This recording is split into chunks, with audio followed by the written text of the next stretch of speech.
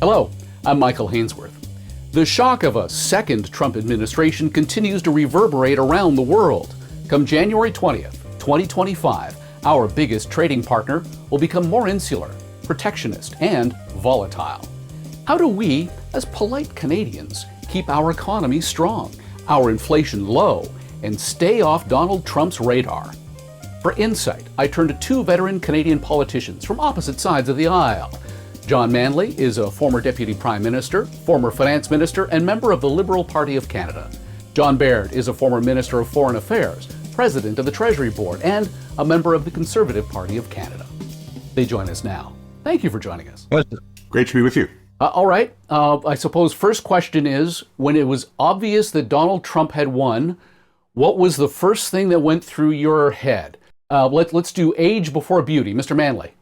Well, first of all, I didn't find it surprising because I think the indications had been building that his message was being better received by Americans. And by that, I mean he was retaining his core support. Nothing that had happened had diminished it in any way, whereas his opponent was having a lot of trouble getting the traction that was needed. And I think you could see that in the polling running up to Election Day. And that, in fact, is the result. His vote didn't change a whole lot from the last election. She lost 14 million votes from what Joe Biden received. And that was the difference. So not a surprise. And I think, we've known for Canada for some time that we rely heavily on our trade agreement and the degree of our economic integration with the United States. That has to be a primary concern for us. And quite frankly, it was going to be a concern no matter which of the two candidates was successful. And it means we've just got to up our game and be prepared to engage in the renewal of the USMCA and prepare ourselves to look after our interest and pursue our interests in an increasingly complicated world. No surprise for me either. I called it in 2016 when he first won, when a few others did. And about 10 days before the election, I said he'll run the tables. And he did. This was a huge win for him and his party. And Canada's in the crosshairs. Not only do we have to renegotiate the new NAFTA in 2026, but I think he's going to hit the ground running. He's more experienced. He's smarter. He doesn't have to run for re-election, and he'll be much more strident and dismissive of people who don't share his views. The real threat, I think, to the Canadian economy is a 10 or 20% across the board tariff, notwithstanding the trade agreement that we have. And this is a huge threat to Canada's economic prosperity. And we've got to be on the top of our game. Well, if there's anything I've learned in 25 years covering corporate news and finance, it's that the economy hates uncertainty. Companies rein in spending when they don't know how things are going to go. How does Canada navigate the relationship with our biggest trading partner when both Bay and Main Streets see Trump as erratic and untrustworthy? Well, I don't say about untrustworthy, but I would say this. The whole idea of having a free trade agreement is security and predictability. And having that black cloud over it with the renegotiation 2026 is very bad. But having the threat of across the board tariff is even worse. So we've got to really be on our A game. And the real challenge I think for Canada is that we have after 10 years in this country, they get tired of you, whether it was Pierre Trudeau, Brian Mulroney, Jean Chrétien, or Stephen Harper. They just get tired of you. And our country seems to be tired of the current administration. And, they're in a very weak position fumbling into 2025. It's the Seinfeld rule. Brian Mulroney once told me, he said, "Why did I win? People were tired of Pierre Trudeau. And why did Chrétien win? People were tired of me." And that explains about 50% And by of the it. way, Margaret Thatcher was 10 years. And at the end of the Charles de Gaulle reign in Paris, they were carrying signs that said, 10 ans, ça suffit. So it's a consistent pattern, Michael. And I think that means that we've got, I think quite honestly, if Justin Trudeau wanted to do something to help us deal with this uncertainty, he'd call an earlier election. He'd follow the British example and say, well, let's let's have it out because we need a government that's prepared to deal with whatever comes out of Washington after January 20th. But I think to your broader question that we have to play a smart game here. There are things we need to do for our own economy to increase our competitiveness, to increase our productivity, to ensure that we have tax rules, patent rules, competition rules that make us able to compete in a world in which globalization is a nice memory.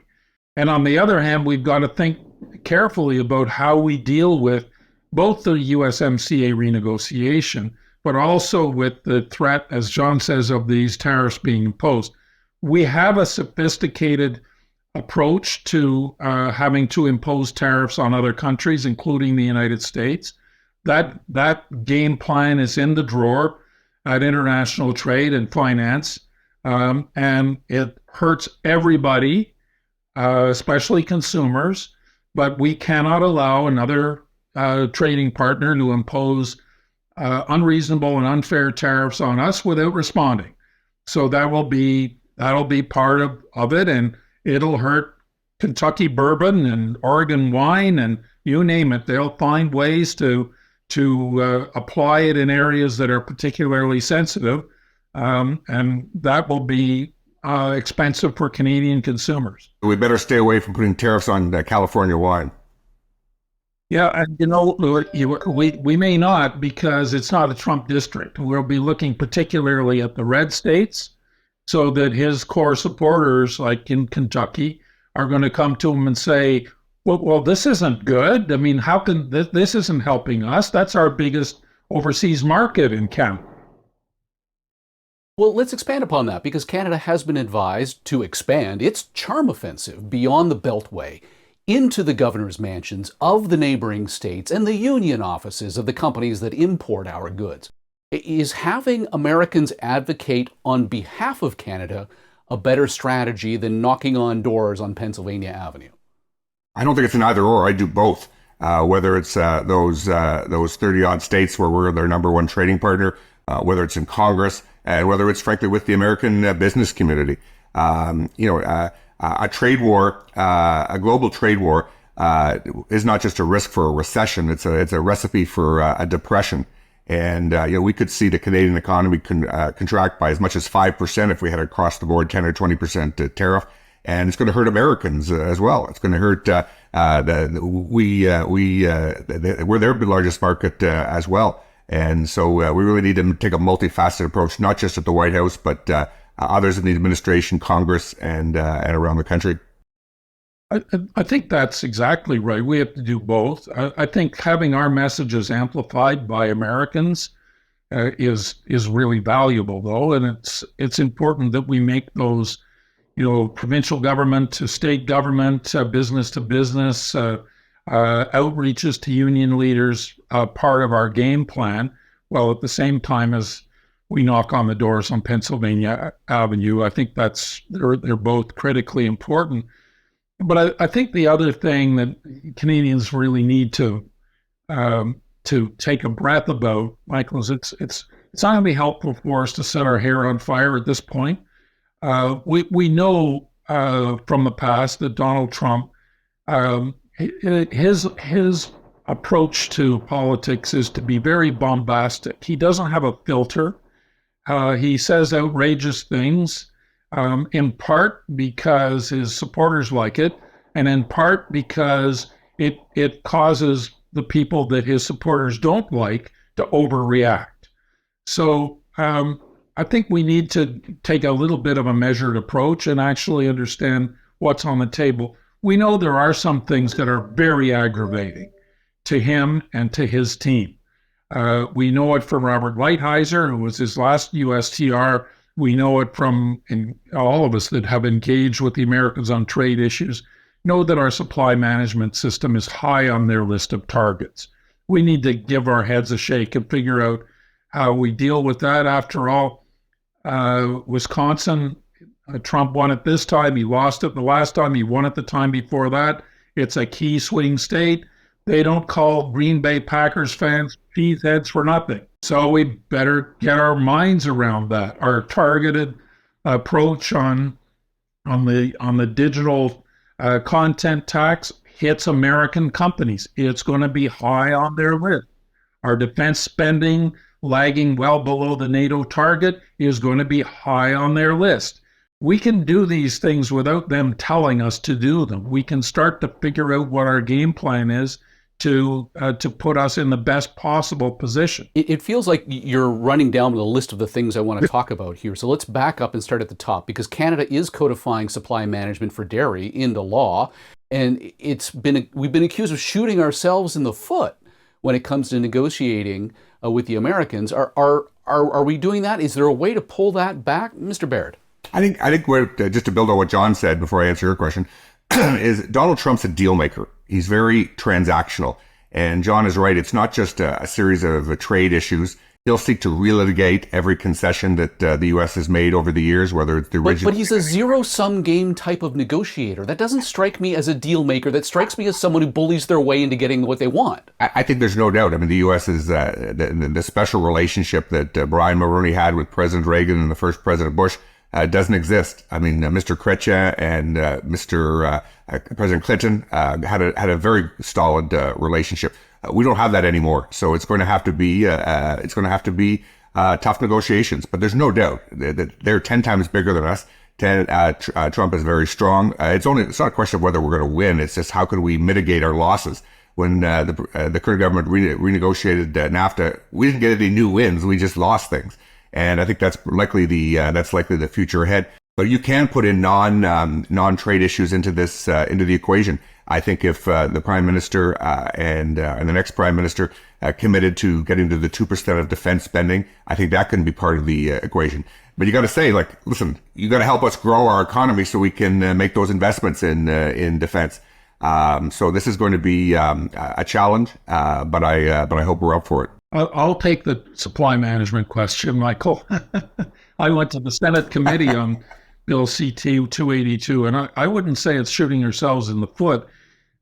You can survive a shot in the foot. We're shooting ourselves somewhere more critical than the foot by putting this. It's putting a big target on our back. It's a silly piece of legislation that tries to take one small sector with 7,000 employees. It's an important sector by all means, but when I was industry minister, if I were to rank things according to their importance in terms of employment or GDP contribution, I don't think the dairy industry would be that high on the list. Quite honestly, we employ a lot more people in a lot of other sectors. So we're going to protect them all? It's actually quite silly. Canadian farmers would be far better off if we were to rationalize how we support our industry in Canada, align it. Let's face it, the Americans are not innocents when it comes to subsidizing agriculture. They just do it in a more transparent way. And we just have to do it we have to do it the way they did it. They're the bigger market. We'll have to support our farmers differently. Nobody that's currently in that industry needs to lose out, but we can't keep this going. We've had a good run at it, but it's time we fix that. I want to come back to something Mr. Baird said about the dealmaker component to it, because you suggested that when we revised the NAFTA to the USMCA, or CUSMA as we call it here in Canada, that we didn't really win anything. When I spoke with Flavio Volpe of the Auto Parts Manufacturers Association of Canada, he told me that actually we're better off now in the auto industry than we were under NAFTA, because Mr. Trump was so focused on so many other areas. He doesn't understand some very basic issues. Like, for example, he doesn't seem to understand that a tariff is a tax on his own people. How can Canada address the increased cost of our goods in American lumber stores, enterprise data racks, everything in between, if we're dealing with someone who doesn't understand a concept that I learned in high school economics class? No, I think you got to just get over it. That's his view. You're not going to change him, so there's no point in trying to, in my humble opinion. He brought on a lot of tariffs, particularly against China. President Biden kept most of them, and inflation is now down to a more modest level. I think the reality is he wants to use the strength of the American economy to play hardball to win concessions. And we need a carve out from any across the board tariff. That's got to be the number one priority of Canada. Yeah, and I wouldn't dispute anything you say about that, Michael, but I'd say that I personally have thought he must be really dumb a number of times, and I think he's dumb like a fox sometimes. And as I said earlier, there's a lot of bluster here. There's a lot of exaggeration, but I think we're going to have to, fight fire with fire. It's kind of what we did when he imposed tariffs on our steel and aluminum in his first term for national security purposes. How ironic is that? We're such a big threat to them. But I think that he calculates that foreign producers are going to say, of course, a tariff is a tax that's imposed on entry to that market. So it's actually paid by the importer. But if our prices don't absorb that, we're not going to be competitive in the U.S. market. So it is a tool for driving down foreign prices and forcing them to continue to sell perhaps at a less desirable rate. He also deeply believes, and I think this is why Biden maintained the tariffs on China, that the Chinese cheat, that they subsidize their producers unfairly, and that's driving jobs out of America. And as we look at the lead up to the USMCA negotiations, I think we as Canadians and the Canadian position going into this has to be very clearly conscious of the fact that increasingly American belief is that the Chinese, through astute investment in Mexico, is using Mexico as an indirect conduit into the U.S. market. And we need not try to help the Mexicans get over that. We need to make our own deal with the United States. They don't see us in the same fashion. That's one of the reasons the Trudeau government imposed the match the U.S. tariffs on Chinese EVs, even though it seems contrary to some of their other policy objectives. We need to make sure that the Mexicans don't drag us down with them. And you mentioned softwood lumber, Michael. There's $9 billion of money sitting in the U.S. Commerce Department from the duties on softwood lumber in the United States. Americans paid those. The Canadian lumber industry had to pay those, and the consumers in the United States likely saw an increase in the commodity price. At the same time, you look at production as just collapsing of softwood lumber in British Columbia. Mills are closing, and Canadian companies are even building new mills in the United States. So there is some cause and effect here that he can point to. You said something interesting a little earlier that I hadn't heard from anyone else when it came to negotiating with the Trump administration, which is you can slap these types of tariffs on us, you could make our lives miserable, but you can't get us to meet our 2% NATO obligation if you cripple our economy along the way. The U.S. ambassador to Canada told the podcast that Trump would consider our expansion of northern patrolling routes and beefing up our own military as qualifying as contributing 2% of GDP to NATO. Do you believe that, and can we get there? Yes, absolutely. Those comments are well said, but also the Canadian ambassador to Washington, unbelievably 10 days ago, said that waiting until 2032 for the 2% commitment just ain't going to cut it. And I thought that was an incredibly bold statement. And she's right. She's bang on. But to contradict the Prime Minister that way is really unprecedented, in my opinion. But it does show that we've got to stand up to the bar and pay our fair share. I think this is not just a Democratic Republican thing. It's not just a Trump thing. Since Trump started to bark about this, though, there was only a handful of countries meeting that 2% commitment. And now a majority of NATO countries are. So we're a real outlier. And back in the Harper government where I served, while we did make the 2% commitment, we did our share of heavy lifting. whether it was in Afghanistan, where we went to the toughest part of the country and did our fair share, whether it was in the mission against ISIS. We were one of the only countries, one of only 2 or 3 countries to bomb ISIS targets in Syria and in Iraq, and whether it was the Libyan mission where we led it. So in the past we've done more than our fair share, but now we're not. So we better step up and deliver on this. And we've got to throw out all of our procurement rules. The Canadian defense procurement system is broken. It doesn't need tinkering. It doesn't need reform. It needs transformation. We got to start buying off the shelf, like we did with the C-17 heavy lift aircraft in 2006, like we did with the Chinook helicopters in 2007, 2008.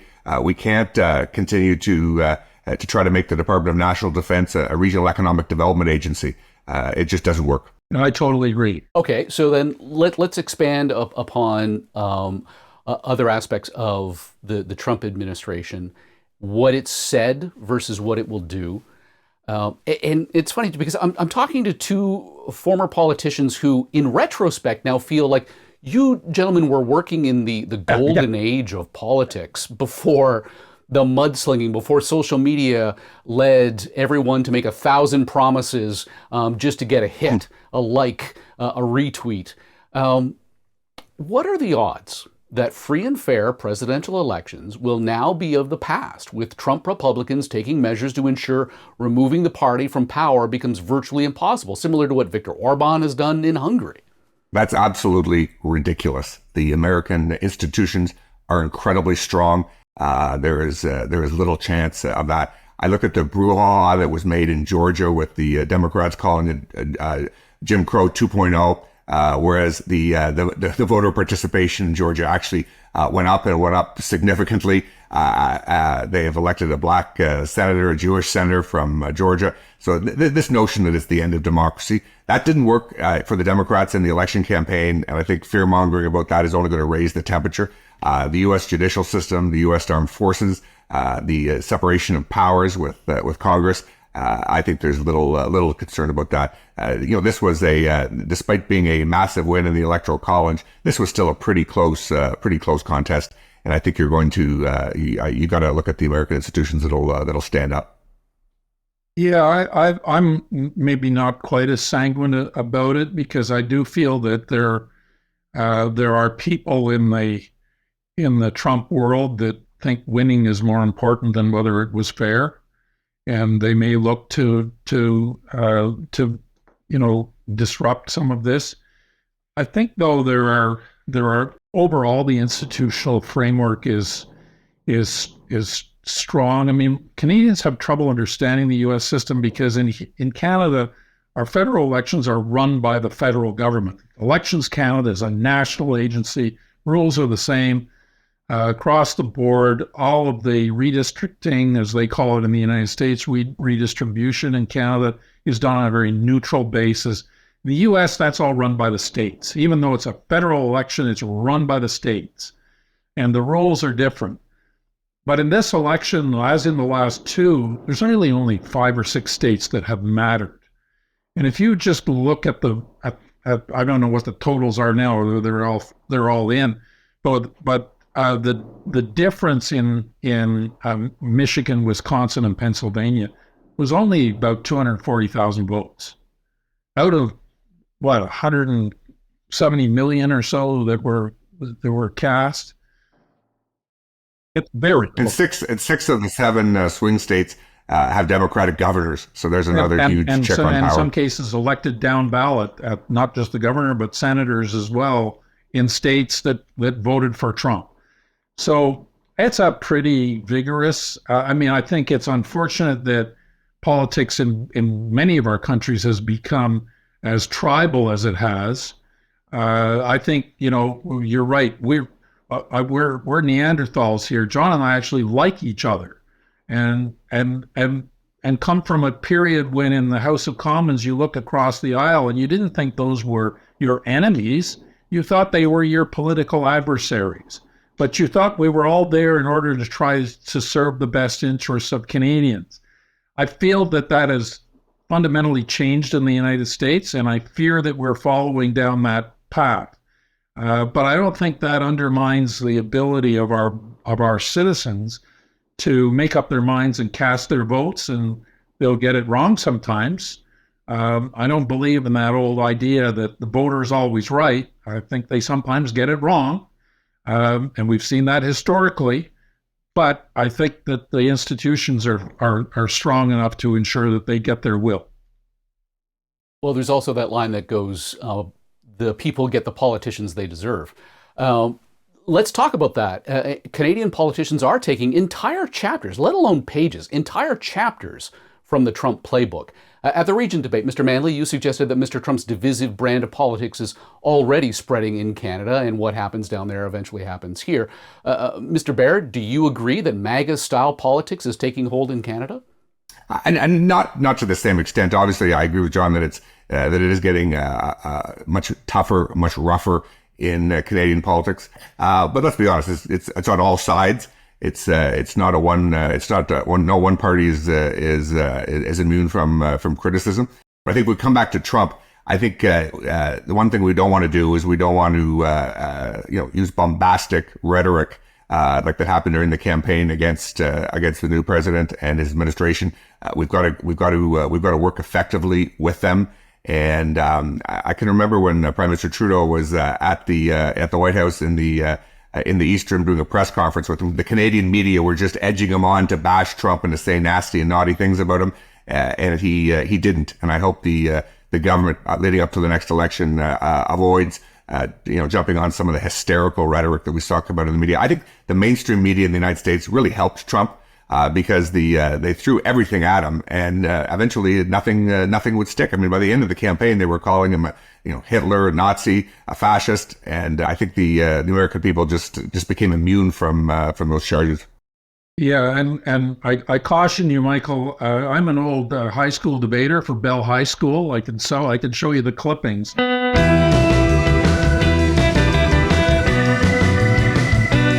So when you go into a structured debate like that, you have to, you know what your role is. What I did say in that debate is that I fear the spreading vulgarization of politics. And by that I mean people say things about and to each other that our mothers would never have approved. And I think our mothers intuitively understood that the veneer of civilization can be shockingly thin. And I think that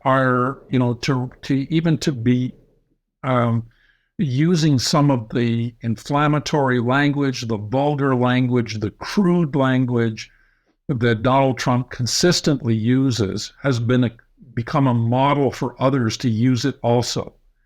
And I might be an elderly curmudgeon here, but I don't think that's good. I don't think it's good for our democracy. I don't think it's good for the people that use that kind of language. And I don't think it advances the cause of trying to attract thoughtful, good people to go into the business of helping us run our government institutions by putting their names on ballot. No, I agree totally with John. But we've got to remember, though, is that our leaders are going to have to be sitting opposite Trump and his administration. So let's make sure that we keep the rhetoric in check. You saw, for example, President Biden say some really nasty things about the Saudi crown prince, and then he had to go cap in hand and apologize in Riyadh. You saw Trump bash President Xi Jinping of China, but then, had to work with him after the election. So by and large, the Canadian government has avoided, jumping into the political fray, and I just encourage them to continue that. And frankly, the next government as well. Justin Trudeau did two very smart things, I think, in the recent run-up. One was that he called Donald Trump after the assassination attempt. When his part of his ear was blown off, he called him, and he did the same after the election. And the report from the U.S. was that President Trump reiterated that they had accomplished some good things together. That's the right tone.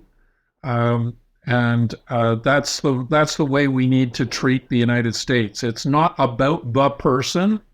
It's about the institutions and the country and the interests of Canada and Canadians. And we can have relations across the aisle. I mean, after 9/11, that's probably the biggest threat to the Canadian economy with the border being closed. John was able to work incredibly effectively with the new Secretary of Homeland Security. And let's just hope in the next 6 months that this current government can raise its game. But I do agree with John. Trump is this is the biggest comeback in political history. He ran the table, all the swing states, the House, the Senate. He's in an incredibly strong position.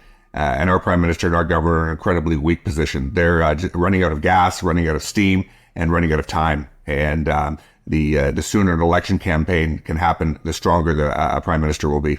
Mr. Manley, final thought from you on how Canadians should be reassured you can ride out another Trump term?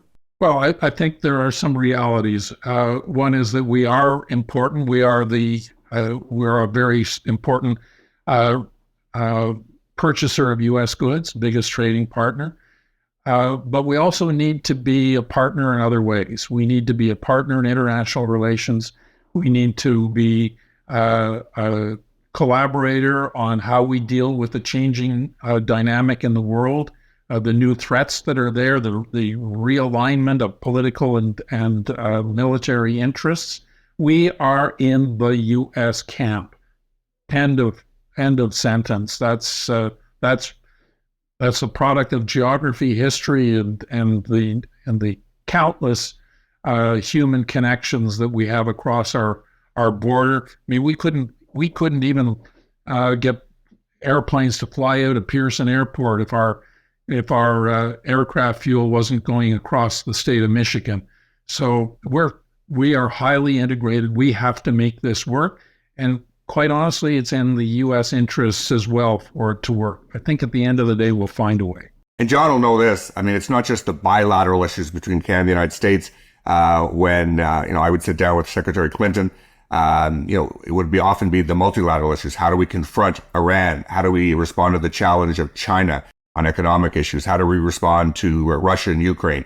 So the multilateral issues are in areas where we can be a strong partner of the United States as well. John Baird is a former Minister of Foreign Affairs, President of the Treasury Board, and a member of the Conservative Party of Canada. John Manley is a former Deputy Prime Minister of Canada, former Finance Minister, and member of the Liberal Party of Canada. Gentlemen, thank you so much for your time. Thank you. Your pleasure. Thank you. If you missed any part of my interview with the U.S. Ambassador to Canada, David Cohen, find us on YouTube, wherever you get your podcasts, or visit cdhow.org. I'm Michael Hainsworth. Thank you for joining us. Awesome. You made two mistakes, Michael. What did I f up? You said Wilbur Ross was the American ambassador to the United States. To Canada? David Cohen. Thank you. Second, you made a second mistake, and you did it twice. And what's that? You get a lawyer's letter from John Manley. You said that twice that John Manley was a member of the Liberal Party of Canada. And that's a very nasty, terrible thing to suggest, my friend John. Well, the truth is, Michael, when I describe myself as post-partisan, and when I went to the Business Council of Canada, I felt it was important that I not be partisan, and I've had no good reason to rejoin since I left that role. So I was a member, but not currently. Up until 2004, Michael. 2003. All right, let me do this correction. One moment.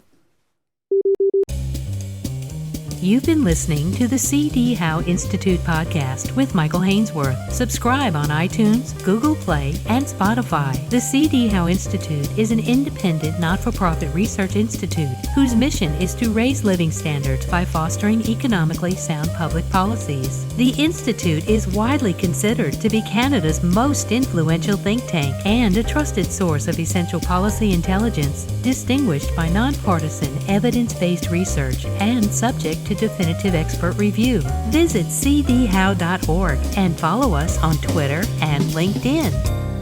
Thank you.